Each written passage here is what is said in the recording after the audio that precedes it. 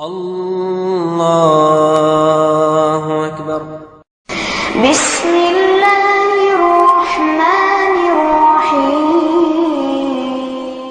شهر رمضان الذي أنزل فيه القرآن هدى للناس وبينات من الهدى والفرقان۔ اعوذ باللہ من الشیطان الرجیم، بسم اللہ الرحمن الرحیم۔ یعتذرون الیکم اذا رجعتم الیہم قل لا تعتذروا لن نؤمن لكم وقد نبأنا الله من أخباركم وسيرى الله عملكم ورسوله ثم تردون إلى عالم الغيب والشهادة فينبئكم بما كنتم تعملون۔ یہ لوگ تمہارے سامنے عذر پیش کریں گے جب تم ان کے پاس واپس جاؤ گے، آپ فرما دیجئے یہ عذر پیش مت کرو، ہم کبھی تم کو سچا نہ سمجھیں گے، اللہ تعالی ہم کو تمہارے بارے میں خبر دے چکا ہے، اور آئندہ بھی اللہ اس کا رسول تمہاری کارگزاری دیکھ لیں گے، پھر ایسے کے پاس لوٹائے جاؤ گے جو پوشیدہ اور ظاہر سب کچھ جاننے والا ہے، پھر وہ تم کو بتائے گا جو تم کارنامے انجام دیتے تھے، جو کچھ تم کیا کرتے تھے۔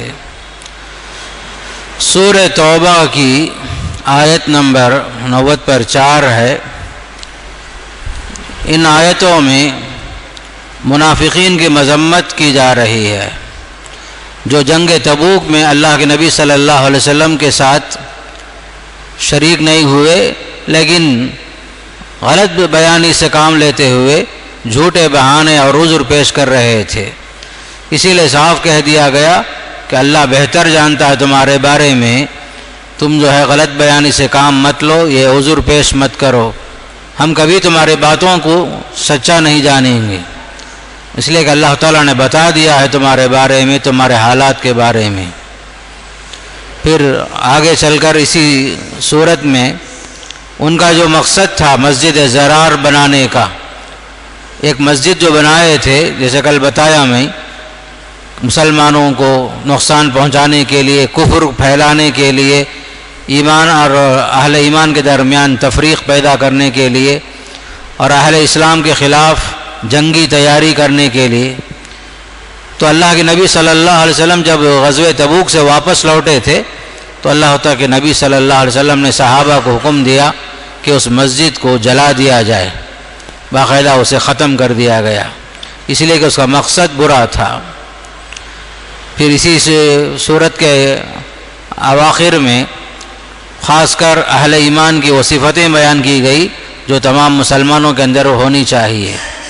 اللہ نے فرمایا ان اللہ اشتری من المؤمنین انفسهم واموالهم بان لهم الجنہ، اللہ نے ایمان والوں سے ان کے جان اور مال کو خرید لیا ہے جنت کے بدلے میں۔ یہ لوگ اللہ کے راستے میں جہاد کرتے ہیں، کفار کو قتل بھی کرتے ہیں اور یہ شہید بھی ہو جاتے ہیں۔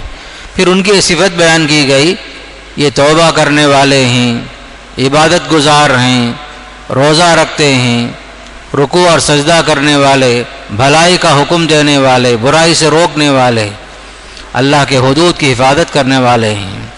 یہ 9 صفتیں ان کی بیان کی گئی، بلکہ شروع میں اللہ تعالیٰ نے صحابہ کے جو کیٹیگریز ہیں ان کی تقسیم اللہ نے اس طرح بیان فرمائی، والسابقون الاولون من المہاجرین، صحابہ کے اندر بھی فرق مراتب ہے، درجات ہیں۔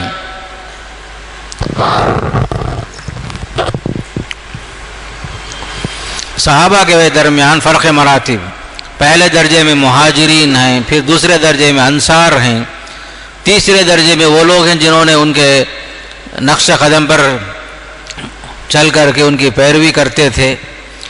ان تینوں کے بارے میں اللہ نے فرمایا اللہ ان سے راضی ہو گیا اور وہ اللہ سے راضی ہو گئے۔ اللہ نے ان کے لیے ایسی جنتیں تیار کر دیا ہے جس کے نیچے نہریں بہہ رہی فرمایا۔ پھر اللہ تعالیٰ نے نبی کریم صلی اللہ علیہ وسلم کو حکم دیا کہ ان لوگوں سے صدقہ لے لیجئے، زکوٰۃ لے لیجئے، خذ من اموالہم صدقہ، یعنی زکوٰۃ ان سے وصول کیجئے، خاص کر اہل ایمان سے، جس کے ذریعے سے آپ انہیں پاک صاف کریں گے۔ ان کے لیے دعا بھی کیجئے، یقیناً آپ کی دعا ان کے لیے موجب اطمینان ہے فرمایا، اللہ سنتا بھی ہے، خوب جانتا بھی ہے فرمایا۔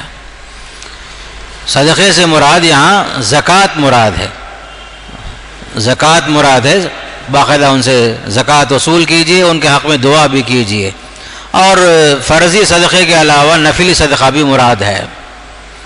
مسلمانوں کی تطہیر مقصود ہے اور تزکیہ مقصود ہے، مال کے زکوٰۃ اور نفل صدقات وغیرہ کے ذریعے سے مسلمانوں کے مال کی اور ان کے جان کی تطہیر ہوتی ہے۔ پھر آگے چل کر کے اللہ تعالیٰ نے اللہ کے نبی صلی اللہ علیہ وسلم کے صحابہ کے مابین ایک بات کا اعلان کرنے کا حکم دیا کہ کچھ لوگ جہاد میں جاتے ہیں تو کچھ لوگوں کو چاہیے علم حاصل کرنے کے لیے نکل جائیں۔ وہ لوگ کچھ لوگ اگر جہاد میں نکلتے ہیں تو بعض لوگوں کو چاہیے کہ وہ خاص کر کے علم حاصل کریں، دین میں تفقہ حاصل کریں، دین میں سمجھ بوجھ حاصل کریں۔ وہ لوگ دین میں سمجھ حاصل کرنا بھی امت کے لیے فرض کفایہ ہے فرمایا۔ ایسا نہیں ہو سکتا کہ پوری جماعت علم حاصل کرنے لے کے نکل جائے یا پوری جماعت جہاد میں نکل جائے۔ کچھ لوگ جہاد میں جاتے ہیں تو کچھ لوگوں کو چاہیے کہ وہ لوگ جو ہیں خاص کر کے علم کے اندر گہرائی حاصل کریں، جیسا کہ صحابہ کرام میں اصحاب صفہ اللہ کے نبی کے ساتھ ہمیشہ رہتے تھے، مسجد نبوی میں ہی ان کا قیام تھا۔ سب سے پہلا مدرسہ جو اسلامی تاریخ کے اندر جس کو ہم کہہ سکتے ہیں وہ صفہ ہے، اصحاب صفہ غریب صحابہ تھے جو ہمیشہ اللہ کے نبی کے ساتھ رہتے تھے، دین حاصل کرتے تھے، تعلیم حاصل کرتے تھے، اور دیگر صحابہ جو مدینے کے لوگ تھے وہ لوگ جو ہیں اپنے اپنے کاروبار میں، زراعت میں، تجارت میں لگے رہتے تھے۔ جب وہ لوگ واپس لوٹتے تھے یہ لوگ ان کو تعلیم دیتے تھے۔ تو مقصد تعلیم جو ہے خاص کر کے تفقہ فی الدین ہے، اور دوسرا مقصد کیا ہے؟ لوگوں کو اللہ کے عذاب سے ڈرانا، اللہ کے عذاب سے ڈرانا، اللہ کا خوف دلانا، اللہ سے قریب کرنا، یہ مقصد بھی ہوتا ہے بیان فرمایا۔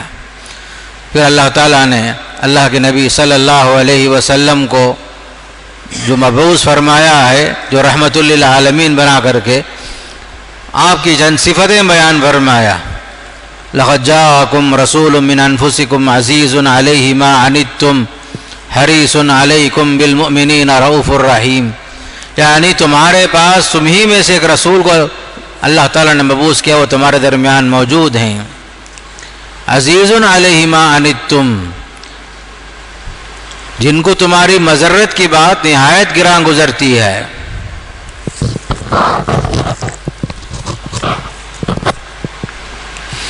جو تمہاری منفعت کے بڑے خواہش مند ہیں، ایمان والوں کے ساتھ بڑے ہی شفیق اور مہربان ہی فرمایا۔ اللہ کے نبی صلی اللہ علیہ وسلم کی چند خاص صفتیں بیان فرمایا اس سورت کے آخر میں، یعنی وہ تمہارے ہم جنس ہیں، بشر ہیں، انسان ہیں، ان کو بھی نفع نقصان پہنچتا ہے، ان کی زندگی میں بھی خوشیاں آتی ہیں، ان کو بھی غم لاحق ہوتا ہے،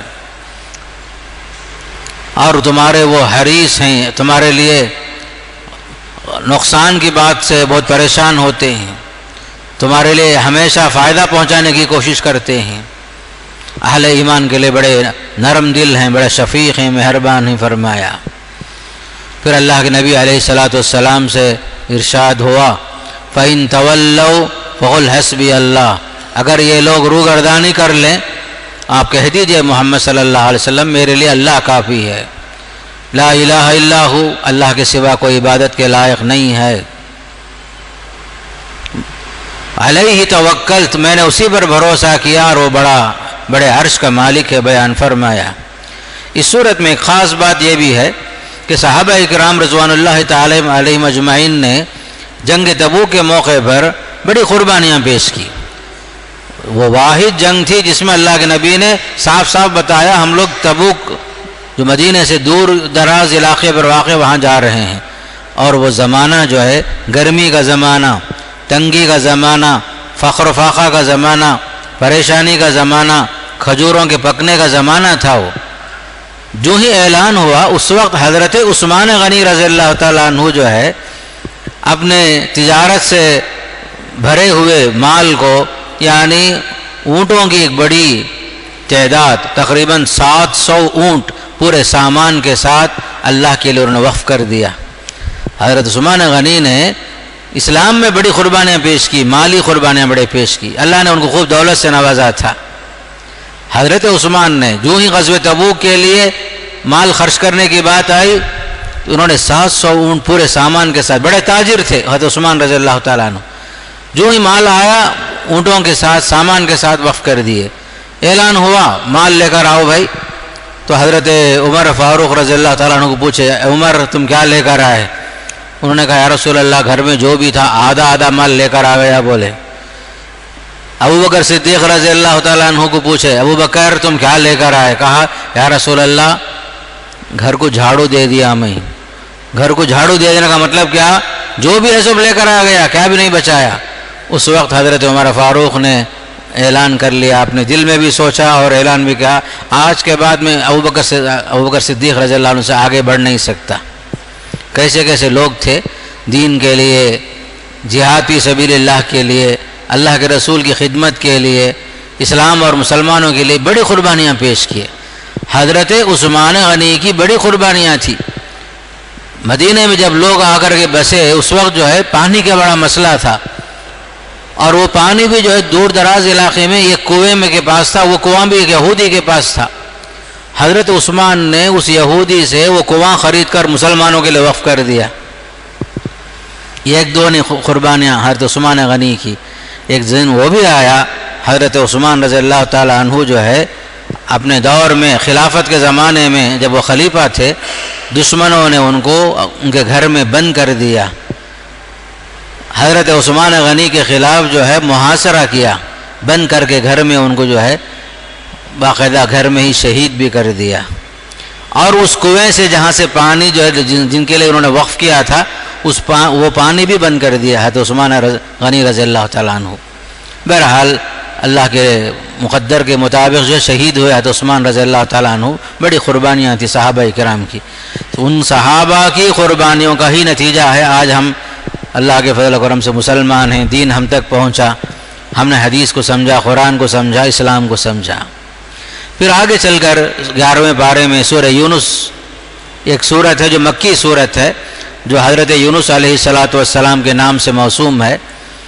تقریباً حضرت یونس علیہ السلام کا ذکر قرآن میں 4 جگہ پر آیا ہے۔ خود یہ سورہ یونس ہے، نساء، سورہ انعام اور سورہ صافات۔ سورہ قلم میں آپ کی صفت سے یاد کیا گیا، وَلَا تَكُنْ كَصَاحِبِ الْحُوتِ إِذْ نَادَىٰ وَهُوَ مَكْظُومٌ۔ حضرت یونس علیہ السلام عراق کی سرزمین میں نینوا میں مبعوث ہوئے تھے۔ وہاں کی زمین میں لوگ جو ہیں بڑے مشرک تھے، شرک کا ارتکاب کرتے تھے۔ تو حضرت یونس علیہ السلام سے جو سورت موسوم ہے اس کا مرکزی عنوان 3 ہی ہے، ایک توحید ہے، رسالت ہے، آخرت ہے۔ توحید میں اللہ کی طرف دعوت دینا کہ اللہ رازق ہے، وہی روزی دیتا ہے، وہی آسمان و زمین کا مالک، وہی سورج چاند کا مالک، اسی سے جو ہے دنیا کو اس نے روشن کیا ہے۔ دن میں سورج سے روشنی آئی، رات کو اللہ تعالیٰ نے چاند کے ذریعے سے منور کر دیا۔ آسمان بنائے، 7 آسمان بنائے، 7 زمین اللہ بنایا۔ اللہ کا عرش آسمان پر ہے، وہی عبادت کے لائق ہے، وہی خالق ہے، وہی مدبر ہے۔ یہ ساری باتیں توحید کے اندر آتی ہیں۔ دوسرا جو موضوع رسالت کا ہے، اس میں خاص کر کے حضرت نوح علیہ السلام، موسیٰ علیہ السلام، ہارون علیہ السلام اور یونس علیہ السلام کے قصے بیان فرمائے۔ اس صورت میں تقریباً 4 نبیوں کے واقعات بیان کیے گئے، نوح علیہ السلام، موسیٰ علیہ السلام، ہارون علیہ السلام اور حضرت یونس علیہ السلام کا واقعہ۔ حضرت نوح علیہ السلام کا واقعہ، آپ بھی اللہ کے نبی، سچے نبی تھے، 950 سال آپ نے دعوت کا کام کیا، اس کے باوجود چند لوگوں کے علاوہ کوئی بھی اسلام میں نہیں آیا، چند لوگوں کے علاوہ، وَمَا آمَنَ مَعَهُ إِلَّا خَلِيلٌ، چند لوگ ہی ایمان لائے۔ اللہ کے نبی سچے نبی تھے بلکہ حضرت نوح علیہ السلام کو قوم نے ستایا، مذاق اڑایا، یہاں تک کہ آپ کو پتھر سے مارتے تھے۔ حدیث میں آتا ہے پتھر سے مارتے مارتے جو ہے آپ کو زخمی کر دیتے تھے، خونہ خونی کی حالت میں، ادموہ، خون سے لت پت ہو جاتے تھے، بے ہوش ہو جاتے تھے، مر گئے سمجھ کر کے قوم چھوڑ کے چلی جاتی تھی۔ جب ہوش آتا تھا، نوح علیہ السلام اللہ کے ایسے بندے تھے، بڑے صبر والے، بڑے شکر گزار بندے تھے اللہ تعالیٰ کے، ہوش آنے کے ساتھ بد دعا کرنے کے بجائے دعا کرتے، اللہم اہدی قومی فإنہم لا یعلمون، اے اللہ میری قوم کو ہدایت دے، وہ جانتی نہیں ہے، سمجھتی نہیں ہے۔ 950 سال کا عرصہ ایسے ہی گزارے نوح علیہ السلام۔ آپ کے ساتھ آزمائش یہ بھی ہوئی جس کا تذکرہ سورہ ہود میں بھی ہے کہ آپ کے گھر والوں میں آپ کی بیوی اور آپ کا بیٹا اسلام میں نہیں آئے۔ طوفان نوح جب آیا تھا اس میں یہ لوگ بھی جو ہے تباہ و برباد ہوئے۔ رہے جو لوگ ایمان لائے ان کو اللہ تعالیٰ نے حضرت نوح علیہ السلام کے ساتھ کشتی میں سوار کرا کے انہوں نے نجات دلا دیا۔ نافرمانوں کو اللہ تعالیٰ نے تباہ کر دیا، پانی میں غرق کر دیا، ڈبو دیا۔ آگے چل کر موسیٰ اور ہارون علیہ السلام کا واقعہ بھی آتا ہے۔ موسیٰ علیہ السلام فرعون کے پاس مبعوث ہوئے تھے، بنی اسرائیل کو نجات دلانا آپ کا کام تھا۔ کہا گیا کہ جو ہے بنی اسرائیل کو آزاد کر دے، اللہ کے نیک بندے ہیں وہ لوگ، ظلم مت کر اللہ کی سرزمین میں۔ لیکن فرعون کہتا تھا انا ربکم الاعلی، میں تمہارا بڑا خدا ہوں بولتا تھا۔ اس صورت کے اندر ہی اسی سورہ یونس میں اللہ نے ظالموں کا انجام بیان فرمایا کہ فرعون کا انجام کیا ہوا۔ فرعون جو اکڑتا تھا، مصر کی سرزمین میں اپنے آپ کو خدا بولتا تھا، نتیجے میں اللہ تعالیٰ نے اسے پانی میں ڈبو دیا، غرق کر دیا۔ حضرت موسیٰ علیہ السلام کو حکم ہوا کہ اپنی فوج کو لے کر، اپنی قوم کو لے کر نکل جاؤ، سمندر پار کر لو۔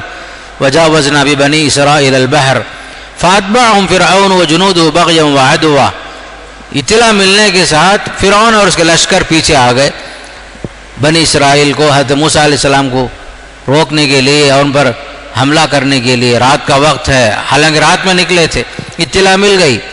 قرآن کہتا ہے فرعون اور اس کے فوج نے ان کا پیچھا کیا، سمندر کے بیچ میں پہنچتے ہیں۔ بنی اسرائیل بڑی بے صبر قوم تھی، موسیٰ علیہ السلام کو انہوں نے بہت ستایا۔ جب دیکھے کہ سامنے سمندر ہے، پیچھے فرعون آ رہا ہے، موسیٰ علیہ السلام کو پریشان کر دیے، بولے موسیٰ کہاں لا کے پھنسا دیے، سامنے جائیں گے تو ڈوب کے مریں گے، پیچھے جائیں گے تو کٹ کے مریں گے۔ حضرت موسیٰ علیہ السلام کو پریشان کیے سائن سمندر میں رات کے وقت میں۔ حضرت موسیٰ علیہ السلام اللہ کے نبی تھے، انہوں نے کہا کلا ان معی ربی سیہدین، ہرگز ایسا نہیں ہوگا، میرا رب میرے ساتھ ہے، وہ میری رہنمائی کرے گا۔ ایسا ہی ہوا، بنی اسرائیل کو اللہ نے سمندر پار کرا دیا، فرعون پیچھے آ رہا تھا۔ قرآن کہتا ہے حتی اذا ادرکہ الغرق، یہاں تک کہ ڈوبنے لگا، اللہ کا حکم ہوا بنی اسرائیل سمندر پار کرنے کے بعد حکم ہوا سمندر کو پانی مل جائے تو آپس میں لوگ ڈوبنے لگے۔ اس وقت اسے اللہ یاد آیا، حتی اذا ادرکہ الغرق قال آمنت انہ لا الہ الا الذی آمنت بہ بنو اسرائیل۔ اس وقت کلمہ پڑھتا ہے، جب ڈوبنے لگا فرعون تب اسے جو اللہ یاد آیا، حضرت موسیٰ اور ہارون علیہ السلام کا رب یاد آیا، بولا میں بھی ایمان لاتا ہوں ہارون اور موسیٰ علیہ السلام کے رب پر۔ اللہ تعالیٰ نے اس کا ایمان قبول اس لیے نہیں کیا، جب موت کا وقت آ گیا، عذاب سامنے آ جاتا ہے تو کسی کا ایمان قبول نہیں کرتا اللہ تعالیٰ۔ توبے کا ایک وقت ہوتا ہے، سکرات کے موقع پر کسی کا توبہ قبول نہیں ہوتا، عذاب الہی آنے کے ٹائم میں کسی کا توبہ قبول نہیں ہوتا۔ یہاں عذاب کا وقت تھا، ڈوبنے کا وقت تھا، مرنے کا وقت تھا، ایمان قبول نہیں ہوا۔ انہ لا الہ الا الذی آمنت بہ بنو اسرائیل وانا من المسلمین، بولا میں بھی مسلمان ہوں، میں بھی مانتا ہوں، فرما بردار ہوں اللہ کا۔ اللہ کا حکم آیا الآن وقد عصیت قبل وکنت من المفسدین، کیا ایمان لانے کا ٹائم یش کا ملا تجھے؟ اس سے پہلے پورے زمین میں فساد برپا کرتا رہا، تو آج تیرا ایمان قبول نہیں ہے، تو بڑا فسادی تھا، وکنت من المفسدین۔ پھر اللہ تعالیٰ نے عبرت کے لیے پوری قوم کو تو پانی میں غرق کر دیا، لیکن اس فرعون کی لاش کو جو انا ربکم الاعلی جو بولتا تھا، اللہ نے حکم دیا پانی کو کہ اس کی لاش کو پانی کے اوپر لا کے باہر پھینک دے۔ فرمایا فَالْيَوْمَ نُنَجِّيكَ بِبَدَنِكَ لِتَكُونَ لِمَنْ خَلْفَكَ آیَةً، فرمایا آج ہم تیرے لاش کو، تیرے جسم کو لا کر کے باہر پھینک دیں گے تاکہ تو آئندہ آنے والوں کے لیے عبرت بن جائے، تاکہ آئندہ آنے والا کوئی یہ نہ بولے میں ہی تمہارا بڑا رب ہوں۔ تو رہتی دنیا تک تیری لاش باقی رکھنا۔ آج بھی اس کی لاش مصر کے میوزیم وغیرہ میں محفوظ ہے۔ قرآن کی آیت 1400 سال پہلے جو اللہ نے فرمایا، فرعون کا زمانہ اس سے پہلے کا زمانہ، قرآن کا پیغام، اللہ کا حکم سچا ہے، اس کی لاش آج بھی محفوظ ہے۔ اللہ نے فرمایا تاکہ تو عبرت بن جائے آئندہ آنے والوں کے لیے، اس کی لاش کو باقی رکھا گیا، باقی لوگ ستیاناش ہو گئے، برباد ہو گئے۔ چوتھے نبی جو یونس علیہ السلام کے نام سے یہ جو سورت ہے، حضرت یونس علیہ السلام کی قوم بھی بڑے نافرمان قوم تھی، ایمان لانے کی دعوت دی گئی، بار بار نہیں مانتے تھے۔ حضرت یونس علیہ السلام پریشان ہو کر کیا کیے، اللہ کا عذاب آئے گا تم پر بول کر کے اللہ کے حکم سے پہلے ہی شہر چھوڑ کر باہر نکل گئے۔ یونس علیہ السلام حکم الہی سے پہلے اس قوم کو چھوڑ کر باہر نکل گئے۔ جب یہ گئے ادھر جو ہے کشتی میں سوار ہو کر نکلنے کے لیے تیاری کیے، گئے تو بیچ میں عین سمندر میں طوفان آ گیا، اوور لوڈ ہو گیا۔ اس زمانے کے حساب سے قرآن اندازی ہوئی، قرآن میں بار بار حضرت یونس کا نام آیا۔ عبد عابق کہتے ہیں اللہ کے حکم کے بغیر بھگوڑا غلام کوئی آ گیا ہے، اسے جو ہے سمندر میں پھینکنا پڑے گا، یہ بات طے ہوئی۔ بہرحال قرآن کے مطابق آپ کو لوگوں نے سمندر میں پھینک دیا۔ فَالْتَقَمَهُ الْحُوتُ وَهُوَ مُلِيمٌ، قرآن کہتا ہے سمندر میں جو ہی آپ کو پھینکا گیا، مچھلی نے آپ کو اپنا لقمہ بنا لیا اللہ کے حکم سے۔ یونس علیہ السلام کا واقعہ اس میں جو مذکور ہے، لوگوں نے اٹھا کے سمندر میں پھینک دیا، ادھر پہلے سے مچھلی تیار تھی، اللہ کے حکم سے آپ کو جو ہے لقمہ بنا لی۔ فلولا انه كان من المسبحين، قرآن کہتا ہے اگر یونس علیہ السلام اللہ کی تسبیح بیان کرنے والے نہ ہوتے، للبث في بطنه الى يوم يبعثون، سورہ صافات میں فرمایا قیامت تک مچھلی کے پیٹ میں رہ جاتے۔ لیکن حضرت یونس علیہ السلام اللہ کے بندے تھے، نبی تھے، اللہ کے رسول تھے، مچھلی کے پیٹ میں گئے، اللہ یاد آ گیا۔ فنادى في الظلمات ان لا اله الا انت سبحانك انی کنت من الظالمین، مچھلی کے پیٹ میں پہنچ کر کے تاریکی میں، مچھلی کے پیٹ کی تاریکی، رات کی تاریکی، اندھیرا ہی اندھیرا، سمندر کی گہرائی، وہاں سے جو ہے اللہ کو پکارے، اے اللہ تو پاک ہے، ہر عیب سے پاک ہے، میں جو ہے اپنے آپ پر ظلم کرنے والوں میں سے ہوں، اے اللہ مجھے نجات دلا دے۔ کہاں سے پکار رہے ہیں؟ مچھلی کے پیٹ سے پکارتے ہیں۔ تو حضرت یونس علیہ السلام وہ واحد اللہ کے بندے، اللہ کے رسول تھے جنہوں نے مچھلی کے پیٹ سے پوری سمندر کا سیر کرتے رہے، اللہ کو یاد کرتے رہے، تسبیح بلند کرتے رہے۔ روایتوں میں آتا ہے فرشتے پریشان، کون بندہ ہے دعا کر رہا ہے، آواز پہچانی جانی پہچانی ہے، کہاں سے پکار رہا ہے نہیں معلوم، سوائے اللہ کے کسی کو نہیں معلوم۔ ایک وقت مقرر ہوا، پھر اس وقت مقرر کے بعد اللہ نے مچھلی کو حکم دیا کہ یونس علیہ السلام کو لا کر کے سمندر کے ساحل پہ لا کے پھینک دے۔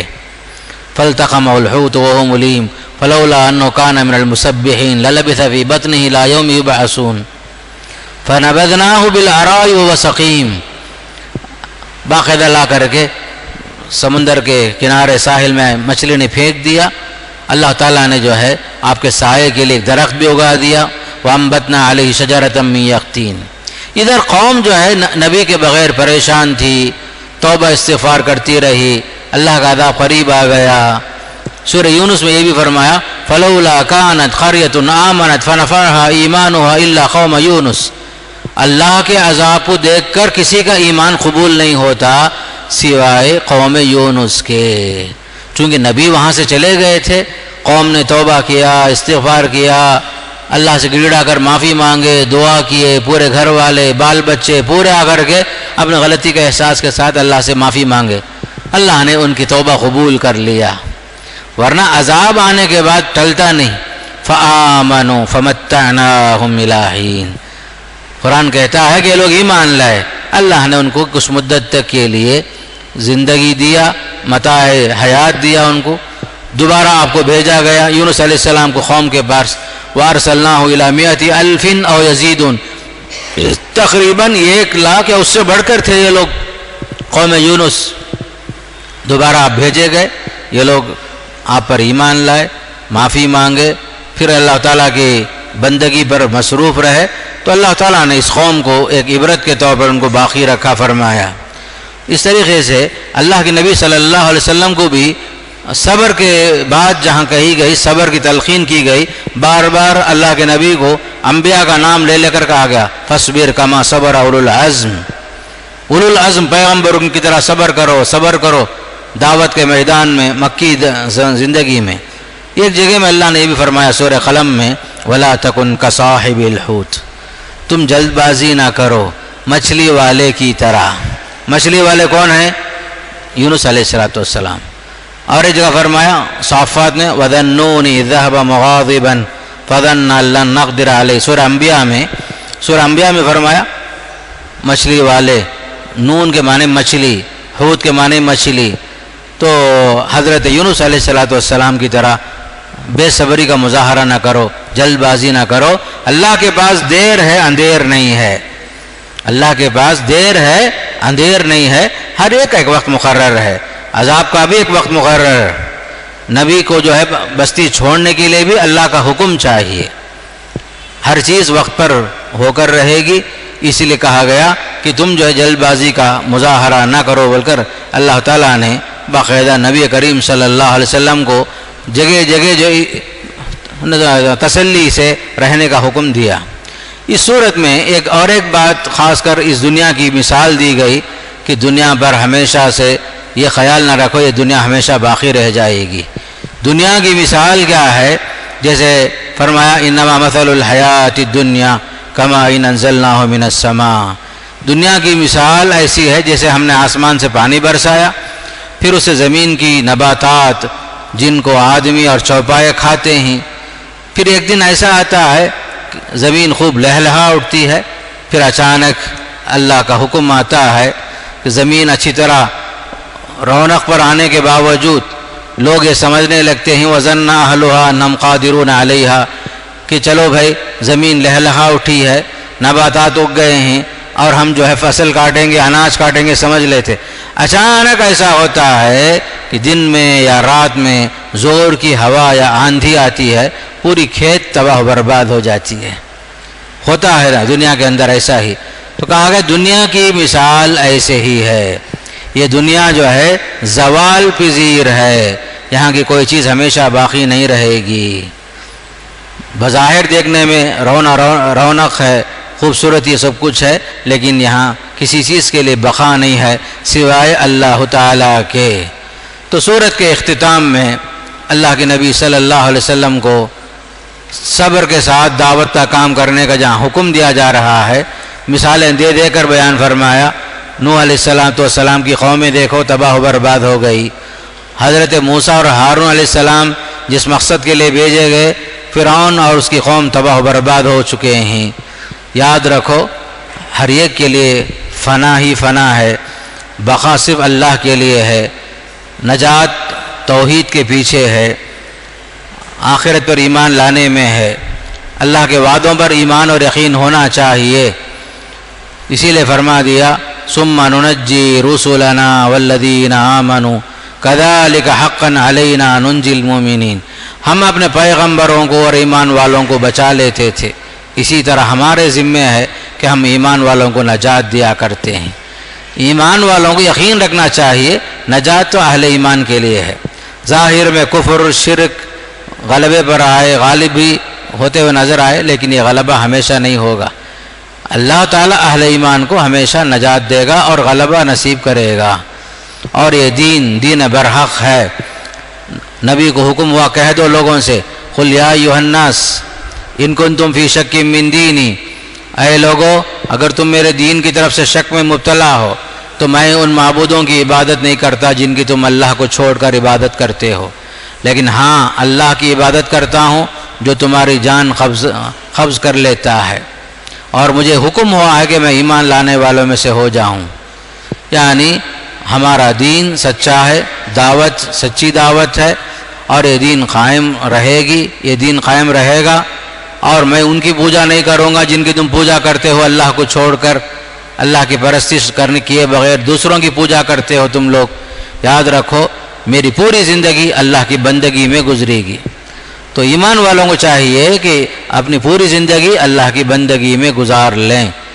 مجھے بھی یہی حکم ہے اور آپ کو بھی یہی حکم ہے، اور آپ صلی اللہ علیہ وسلم کو یہ بھی حکم ہوا لوگوں سے کہہ دو قل یا ایھا الناس قد جاءکم الحق من ربکم، لوگوں حق آ گیا ہے تمہارے پاس تمہارے رب کی جانب سے، فمن اہتدی، جو ہدایت پر چلیں گے، فانما یہتدی لنفسی، یہ دین جو ہے حق ہے، ہدایت واضح ہے، جو ہدایت کے راستے کو چلے گا اس کا فائدہ اس کی ذات کے لیے ہے۔ ومن ضل، جو صحیح راستہ نہیں چاہتا، غلط راستے پہ چلنا چاہتا ہے، فإنما يضل علیہا، اس کا وبال اس کے سر پر ہوگا۔ وما انا علیکم بوکیل، میں تم پر مسلط نہیں ہوں۔ نبی کا کام، رسول کا کام قوم پر تسلط حاصل کرنا نہیں ہے، البلاغ، پہنچانا ہمارا کام ہے۔ یہ سیدھا راستہ ہے، اس کا انجام یہ ہوگا، یہ غلط راستہ ہے، اس کا انجام یہ ہوگا۔ اب تمہاری مرضی ہے، تم چاہے جنت کا راستہ اپناؤ، چاہے تم جہنم کا راستہ اپناؤ، اللہ نے آپ کو اختیار دے دیا۔ وَهَدَيْنَاهُ النَّجْدَيْنِ وَهَدَيْنَاهُ النَّجْدَيْنِ، یہاں بھی یہی بات کہی گئی، جو ہدایت کو قبول کر کے ہدایت کے راستے پر چلیں گے اس کا فائدہ ان کو ملے گا، جو غلط راستے پر چلیں گے، شرک کا راستہ، بدعت کا راستہ، کفر کا راستہ، غیر اللہ کا راستہ، کبھی اس میں نجات حاصل نہیں کر سکتے وہ لوگ۔ اسی لیے آخر میں، سورت کے آخر میں آیت میں حکم ہوا وَاتَّبِعْ مَا يُوحَىٰ إِلَيْكَ، اے نبی آپ اس کی اتباع کرتے رہیے جو کچھ آپ کے پاس وہی بھیجی جاتی ہے۔ وَاصْبِرْ، صبر سے کام لو، حَتَّىٰ يَحْكُمَ اللَّهُ، یہاں تک کہ اللہ کا فیصلہ آ جائے، وَهُوَ خَيْرُ الْحَاكِمِينَ، اور وہ سب سے فیصلہ کرنے والوں میں سب سے اچھا فیصلہ کرنے والا اللہ ہی ہے۔ تو آخر میں یہی حکم ہوا، اتباع کرو اس وحی کی جو وحی آپ کی جانب آ رہی ہے، نبی کا حکم ہے، اللہ کا حکم ہے، اس پر چلو، اور یہ زندگی میں صبر کرنا ہی پڑے گا، صبر کے بغیر تمہارے لیے کوئی چارہ نہیں ہے۔ آپ جیسے چاہتے ہیں ویسا پورا ہو جائے ویسا نہیں ہوگا، ہر کام میں صبر سے رہنا پڑے گا، انفرادی زندگی، اجتماعی زندگی میں، اپنے گھریلو زندگی میں، معاشرتی زندگی میں، ہر جگہ میں صبر کا مظاہرہ کرنا پڑے گا، شریعت پر عمل کرتے کرتے یہاں تک کہ اللہ کا فیصلہ آ جائے۔